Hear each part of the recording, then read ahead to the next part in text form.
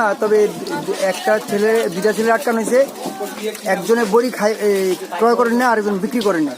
তো ওই বিক্রয়করণের আইনের ওই ছেলের কাছে বিক্রি করছে, এবং আরেকটা পাশের বাড়ি আরেকটা ছেলের বাড়ির থেকে ঘুমের ট্যাবলেট অন্তকে 7-8 পাতা ঘুমের ট্যাবলেট সহ সিরিজ, তারপরে কোটা বিভিন্ন টাইপের ছুরি সহ।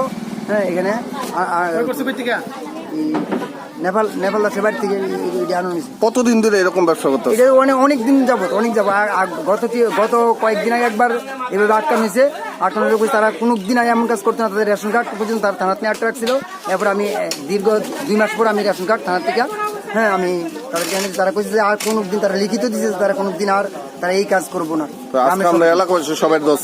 এলাকা তারা সবাই সহযোগিতা তাদেরকে আবার আটকানো হয়েছে। এবং 2জনের ধরা। এনে ঘটনাটা মনে করো যে 2-3 বাড়িতে বড়ি বেছে বুঝলি।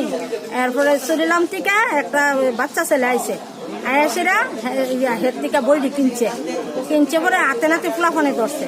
তারা কয়েকবারই ওয়ার্নিং দেওয়া হয়েছে যে তোমরা কিন্তু বড়ি ব্যস্ত থাকতা না।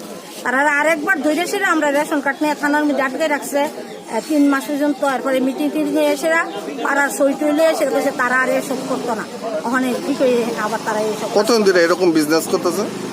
তো অনেক বছর ধরে তারা। আজকে আপনার এলাকাবাসী সবাই ধরছেন? হয়। কয়জন ধরছেন আপনারা? 2জন, একজন বেচুন না আর একজন হচ্ছে কিনুন না। তাদের কাছ থেকে কি পাওয়া গেছে? তার কাছ থেকে বড়ি, তারপরে কোটা, তারপরে ইঞ্জেকশন, তারপর আর ওইটা কি পাওয়া গেছে বড়ি, ঘুমের বড়ি। এই জায়গাটার নাম কি? জায়গাটার নাম রঘুনাথপুর দাসপাড়া। পুলিশ আইসেন ঘটনাস্থলে? হ্যাঁ, আইসে। আপনারা এটা কি চান? আমরা এটা সুস্থ বিচার চাই। আর এই পাড়ার মধ্যে যাতে, এই এলাকার মধ্যে যাতে কোনো বড়ি ব্যবসায়ী থাকতে পারতো না, বড়ি খাওয়ান না থাকতে পারতো না।